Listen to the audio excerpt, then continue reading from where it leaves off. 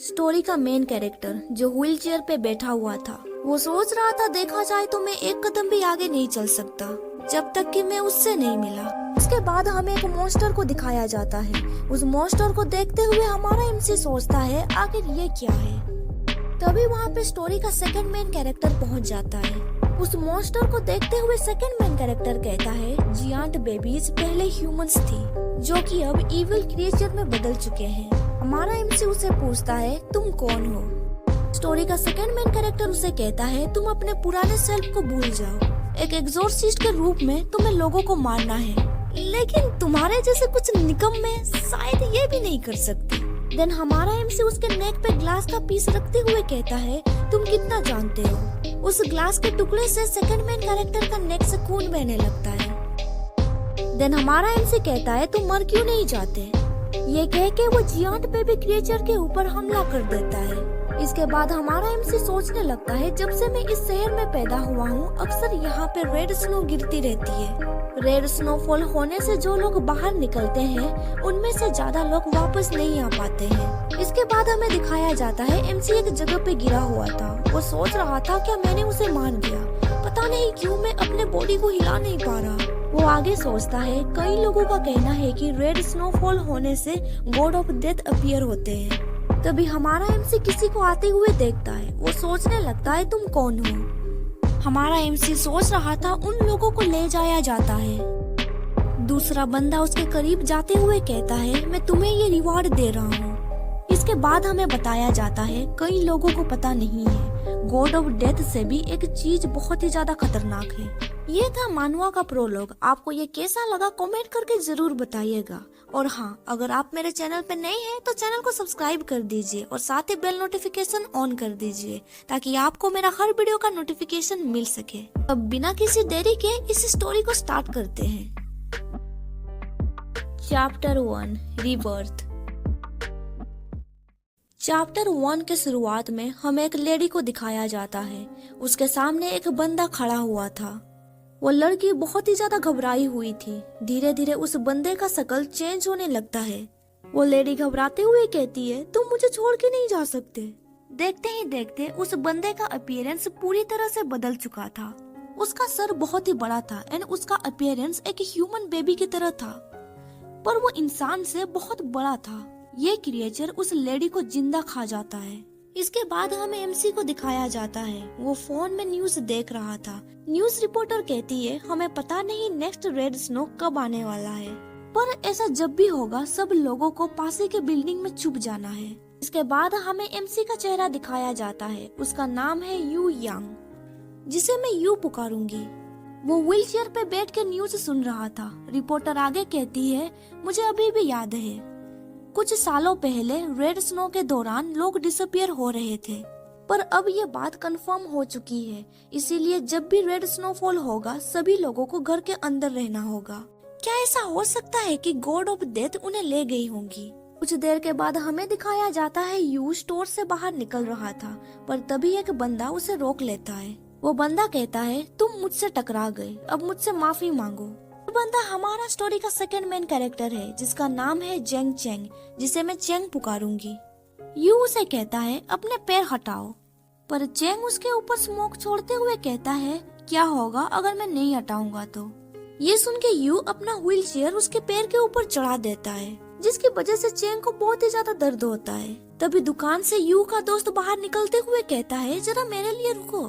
Cheng कहता है मैं तो बस मजाक कर रहा था, वैसे वो बहुत प्रिटी है। इसके बाद हमें दिखाया जाता है वो दोनों यू का घर पहुंचने ही वाले थे। यू का दोस्त बोलता है क्या आज मुझे कुक करना होगा। यू कहता है देखो रेड स्नो गिर रही है।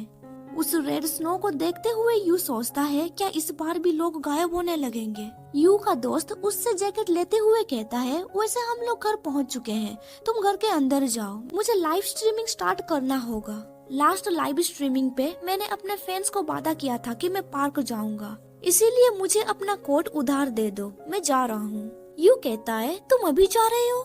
उसका दोस्त कहता है तुम्हें ज्यादा परेशान होने की जरूरत नहीं है, जब मैं सारे उधार चुका दूंगा मैं और लाइव स्ट्रीमिंग नहीं करूंगा। यू कहता है कोट के अंदर मेरे घर का चाबी है, पर तभी उसका दोस्त का सर कहीं फंस जाता है। ये देख के यू बहुत ही ज्यादा शौक में पड़ जाता है। देन उसके सामने कुछ तो अपीयर होता है। उस चीज को देखते हुए यू सोचता है क्या ये एक बेबी है, पर ये इतना बड़ा क्यों है। उस क्रिएचर को देख के यू के पसीने छूटने लगते हैं। वो क्रिएचर उसका दोस्त को जिंदा खा जा रहा था। तभी जैकेट से घर का चाबी नीचे गिर जाता है। उस चाबी को देखते हुए यू सोचता है ये मेरा घर का चाबी है, मुझे इस चाबी को जैसे भी करके हासिल करना होगा ताकि मैं घर के अंदर छुप सकूं। वो अपना आईज क्लोज करते हुए उस क्रिएचर के पास जाने लगता है। वो सोच रहा था मुझे माफ कर देना, तुम्हें खाया जा रहा है फिर भी मैं। देन यू चाबी उठाने के लिए अपने आईज ओपन करता है, पर वो देखता है कि उसके सामने ही वो क्रिएचर था। देन यू जल्दी से अपना चाबी उठा के घर की ओर आगे बढ़ने लगता है, पर तभी उसका व्हील चेयर एक पत्थर से टकरा जाता है, जिसकी वजह से वो अपने घर के सामने ही गिर जाता है। अभी वो सोच रहा था अब तो मैं गया। वो क्रिएचर उसकी ओर बढ़ने लगता है, पर यू तुरंत गेट का डोर ओपन कर देता है। वो घर के अंदर एंटर करने ही वाला होता है, पर वो क्रिएचर अपने टेल की मदद से यू को स्टॉप कर देता है। तभी वहाँ पे चेंग आ जाता है। वो उस क्रिएचर को रेड कलर के थ्रेड से बांध देता है एंड उसे डिस्ट्रॉय कर देता है। चेंग भागते हुए उसके करीब जाता है एंड उसका नाम जोर जोर से पुकार रहा था। यू सोचने लगता है उसे मेरा नाम कैसे पता चला। यू कोई भी रिप्लाई नहीं दे रहा था, इसीलिए चेंग उसे एक लिक्विड देते हुए कहता है इसे पियो। उस लिक्विड को पीने के बाद उसे कुछ दिखाई देने लगता है। वो सोचने लगता है मैं कहाँ पे हूँ, क्या ये ट्रेन स्टेशन है। वो देख रहा था कि कुछ लोग इधर उधर भाग रहे थे एंड वो मदद के लिए बोल रहे थे। इसके बाद वो अपने डैड को देखता है एंड वो अपने बचपन का सेल्फ को भी देखता है। देन वो एक बंदे को देखता है। यू सोचने लगता है मैं क्लियरली उसका फेस देख नहीं पा रहा हूँ। देन वो बंदा इविल की तरह स्माइल करने लगता है। ये देख के यू तुरंत अपने होश में आ जाता है। अभी वो बिस्तर पे लेटा हुआ था। चेंग उसे पूछता है क्या तुम जाग गए, क्या तुम्हें मेरे बारे में अभी तक याद है। Chapter 2 truce.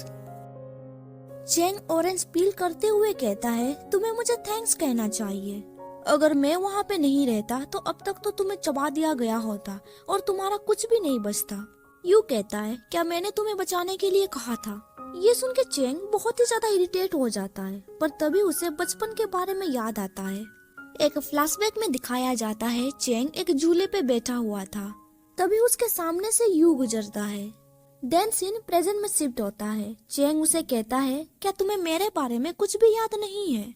अब तुम एक ऑर्डिनरी पर्सन नहीं रहे, इसीलिए रेड स्नो की वजह से तुम अपना मेमोरी नहीं खोए होगे। ये सुन के यू सोचने लगता है आखिर ये क्या बकवास कर रहा है। तभी उसे याद आता है उस क्रिएचर ने तो उसे मार दिया था। वो जल्दी से अपना टी शर्ट उठा के चोट को देखने लगता है। वो सोचता है ये तो हील हो चुका है, पर ये कैसे पॉसिबल हो सकता है। देन चेंग उसके करीब जाते हुए कहता है कुछ देर हुआ है हम दोनों को मिले हुए, पर तुम मुझे हिंट्स देने लगे हो। देन वो उसके ऊंट्स को टच करते हुए कहता है क्या तुम्हें ये स्ट्रेंज नहीं लग रहा है, तुम बहुत बुरी तरीके से जख्मी हो गए थे, पर ये इतनी जल्दी हील कैसे हो गया। क्या ऐसा हो सकता है कि अब तुम भी एक मॉन्स्टर में बदल चुके हो। पर यू उसे कहता है आखिर ये तुम क्या बकवास कर रहे हो, तुम हो कौन, तुम्हें मेरा नाम कैसे पता चला। पर चेंग अपना मैजिक यूज करके उसे रस्सी से बांधने लगता है एंड कहता है क्या दूसरों से एडवाइस मांगने के दौरान तुम्हारा एटीट्यूड ऐसे होना चाहिए। सबसे पहले तुम अपने सिचुएशन पर नजर डालो। देन वो थोड़ा कोल्ड वॉइस में बोलता है अगर मैं अपना फिंगर सिलाऊंगा तो तुम्हारा बॉडी एंड हेड दोनों अलग अलग हो जाएंगी और किसी को भी पता नहीं चलेगा कि तुम मर चुके हो। तुम बस एक कचरे का टुकड़े बन जाओगे जो रेड स्नोफॉल के दौरान खो गया। यू सोचने लगता है मुझे खुद को शांत करना होगा, मुझे सबसे पहले ये पता लगाना होगा कि आखिर क्या हुआ था। देन यू थोड़ा हंसते हुए कहता है मुझे तुम्हारे बारे में अभी याद आया। चेंग सोचने लगता है वो कितनी जल्दी अपना एक्सप्रेशन बदल लेता है। देन चेंग उसे रिलीज कर देता है। यू कहता है ये बहुत ही ज्यादा हर्टफुल था। तभी यू सोचने लगता है मैं अपने पैर को महसूस कर पा रहा हूँ, आखिर ये सब क्या चल रहा है। चेंग कहता है तुम अपने पुराने लाइफ को गुड बाय कह दो। जब मैंने तुम्हें 6547 पिलाया था तब से तुम एक्सोर्सिस्ट बन चुके हो। ये सुन के यू हैरान होके कहता है क्या एक्सोर्सिस्ट। चेंग कहता है सिंपली कहा जाए, जिस जियांट बेबी ने तुम्हें कुछ देर पहले मार दिया था वो एक इविल स्पिरिट था जो कि पहले ह्यूमन हुआ करता था। एक्सोर्सिस्ट होने के नाते तुम्हारा टास्क है उन्हें एलिमिनेट करना। चेंग कहता है तुम चाहते हो कि मैं लोगों को मारूं? चेंग कहता है तुमने सही कहा, हमारा काम है लोगों को मारना, क्या तुम्हें ये एक्साइटिंग नहीं लग रहा है? तभी उन दोनों को कुछ महसूस होने लगता है। चेंग सोचने लगता है ये ओरा क्या ये? तभी वो पीछे पलट के देखता है, उनके पीछे जियांट बेबी था। वो जियांट बेबी चेंग के ऊपर हमला करने ही वाला था पर यू उसे बचा लेता है। उस इविल बेबी को देखते हुए यू सोच रहा था क्या ये कोई मजाक है, क्या ये डिस्गस्टिंग चीज एक ह्यूमन है? तभी चेंग अपना हाथ आगे बढ़ाते हुए कहता है ऐसा लगता है आज तुम्हारा लकी डे है, क्या तुम अपना न्यू आइडेंटिटी को एक्सपीरियंस करना नहीं चाहते हो? यहाँ पे चैप्टर खत्म हो जाता है। वीडियो पसंद आया तो लाइक कर दीजिए और आगे का स्टोरी जानने के लिए मेरे चैनल को सब्सक्राइब कर दीजिए और साथ ही बेल नोटिफिकेशन को भी ऑन कर दीजिए। Thank you for watching this video.